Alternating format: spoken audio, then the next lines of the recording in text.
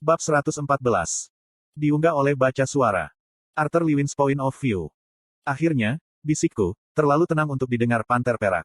Itu dia, dengan hati-hati mengendus-endus saat mendekati bajingan raptor yang telah kubunuh dan ditempatkan dengan hati-hati untuk memancingnya keluar. Target saya yang selalu sulit dipahami.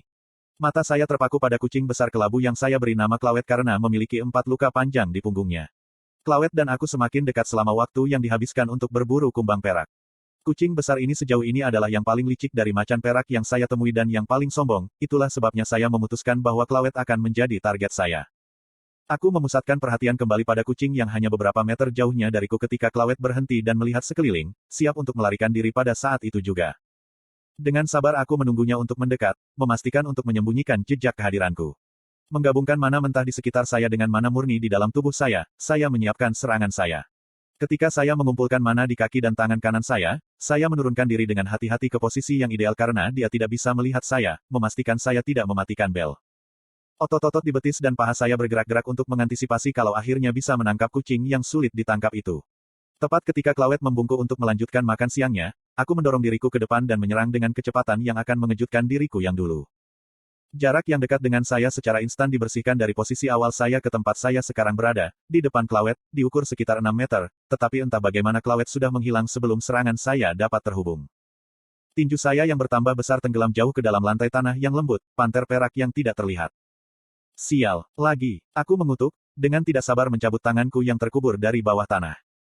Di mana saya salah? Bagaimana itu bisa bereaksi begitu cepat? Saya berpikir ketika saya melihat kembali ke tempat saya awalnya diposisikan. Lokasi itu cukup dekat bagi saya untuk menutup secara instan.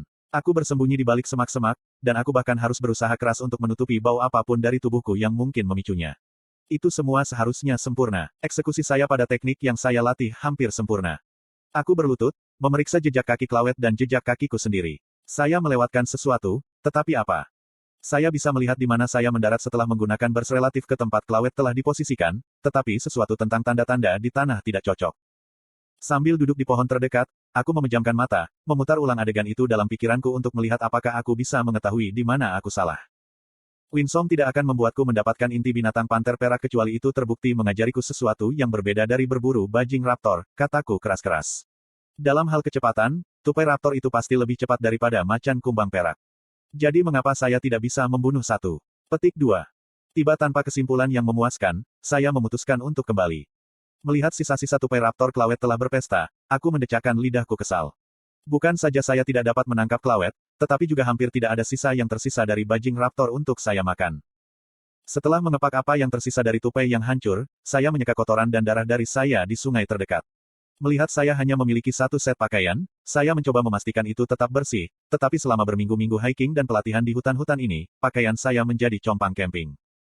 Arthur, kamu tidak mudah untuk dilihat, kataku mengejek bayanganku di sungai.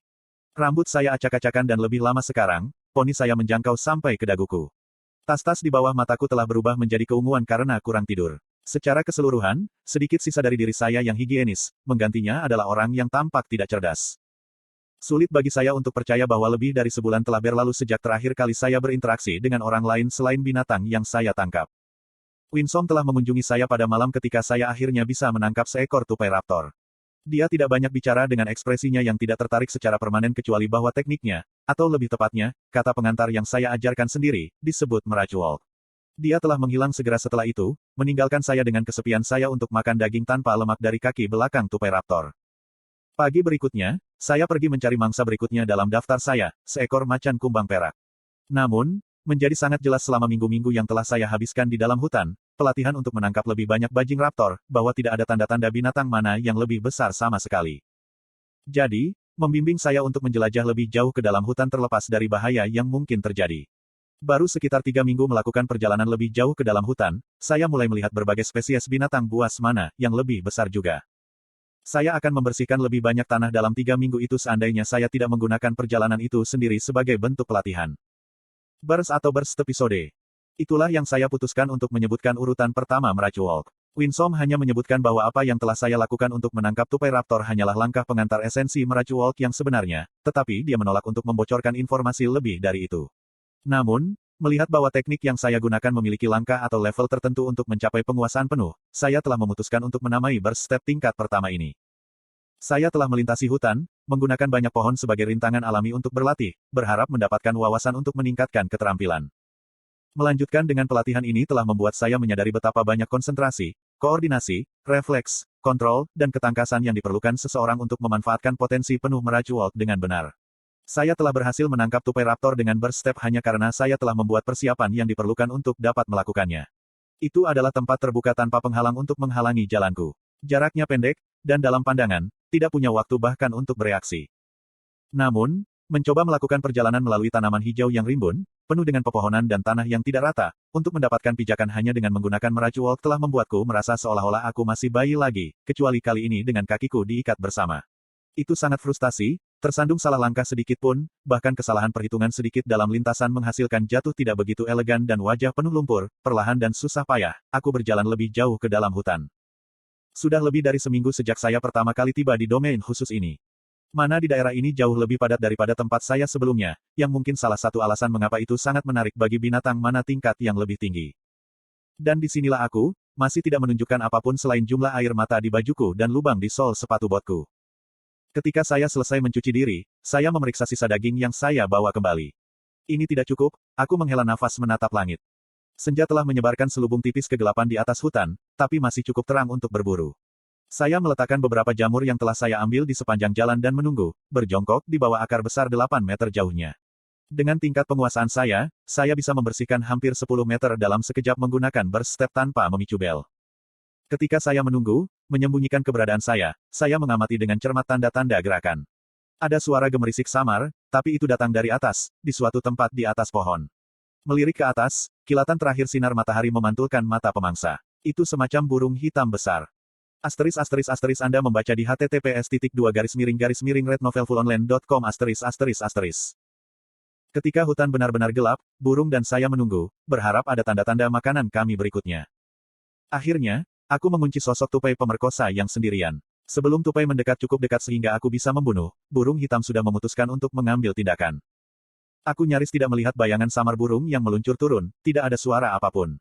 Itu tidak terlalu cepat seperti tupai raptor atau macan kumbang perak, tetapi pada malam hari, hampir mustahil untuk melihat burung pemangsa ini. Saat kabur hitam semakin mendekati mangsa yang tidak curiga, sesuatu yang tak terduga terjadi. Burung itu, yang hampir tidak terlihat oleh mata telanjang, membentangkan sayapnya dan mengeluarkan burung gagak yang keras. Tupai itu segera melompat, tetapi burung gagak sepertinya mengharapkan itu karena, alih-alih menukik ke tempat tupai itu berada, ia mengulurkan cakarnya ke tempat ia melompat. Seluruh adegan itu tampak seolah-olah tupai itu hanya melompat ke cakar burung, ingin menjadi makanan berikutnya. Saya kehilangan makan karena burung, tetapi saya mendapatkan sesuatu yang jauh lebih berharga. Hehe, berharap bisa mewujudkan rencana saya menunggu lagi. Seperti yang saya perkirakan, burung itu selesai makan dan menunggu dengan sabar di pohon yang berbeda. Lebar sayap burung saja lebih besar dari sayap saya, jadi saya tahu bahwa satu tupai tidak akan cukup.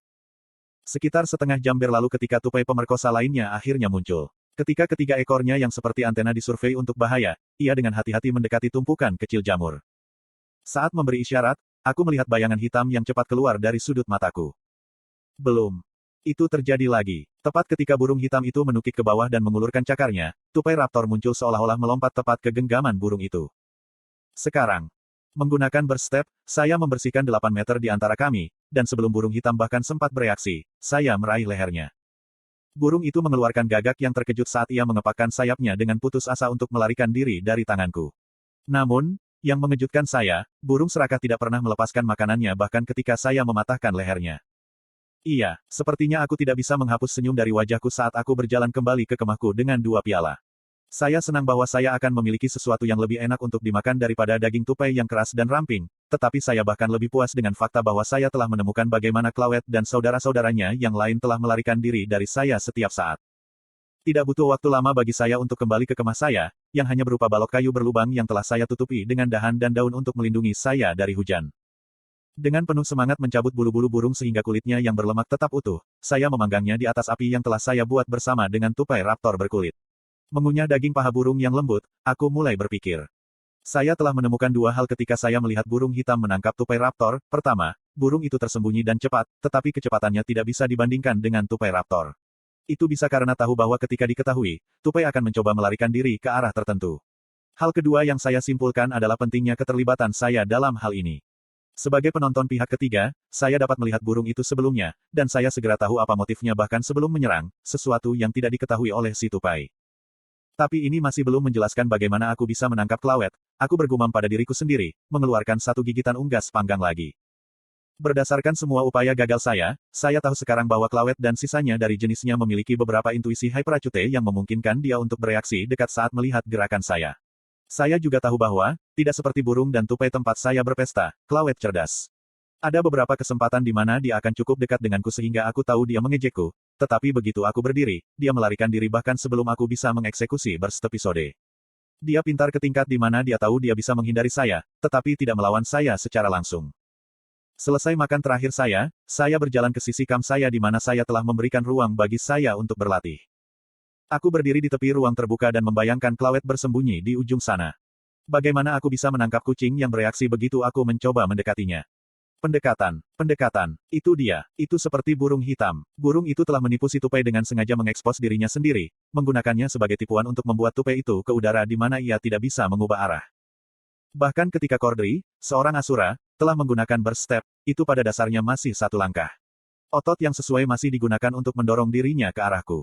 Meskipun esensi Meracu Walk adalah untuk menyembunyikan fluktuasi mana untuk membuang lawan sepenuhnya, aku masih harus menggerakkan otot-otot yang bertanggung jawab untuk membuat langkah yang sangat cepat itu. Tetapi bagaimana jika saya bisa menyingkirkan itu? Bagaimana jika saya hampir sepenuhnya dapat membatalkan gerakan yang diperlukan untuk membuat langkah itu? Tampak seolah-olah saya benar-benar telah berteleportasi dari posisi diam sekalipun. Jika saya bisa melakukan itu, saya bisa, secara teori, menipu Clawet. Tetapi bagaimana saya menemukan cara untuk membuat burst step menjadi sesuatu yang akan memotong kebutuhan untuk mengontrol otot secara mekanik? Saya akan membayangkan jika saya adalah penyihir manapun atau manipulator mana di dunia ini, saya akan menganggapnya mustahil, tetapi saya memiliki satu keuntungan penting, pengetahuan dari kehidupan masa lalu saya. Karena pusat ki yang biasa-biasa saja, saya telah mempelajari secara mendalam tentang tubuh manusia, yaitu mekanisme kerja dari apa yang pada dasarnya membuat tubuh manusia bergerak. Melalui pengetahuan inilah saya dapat sepenuhnya memanfaatkan ki kecil yang ada di dalam diri saya untuk menjadi raja. Menutup mataku, aku menggunakan seluruh konsentrasiku saat aku menyebarkan mana ke setiap celah, tidak peduli seberapa mikro, dari bagian dalam tubuhku.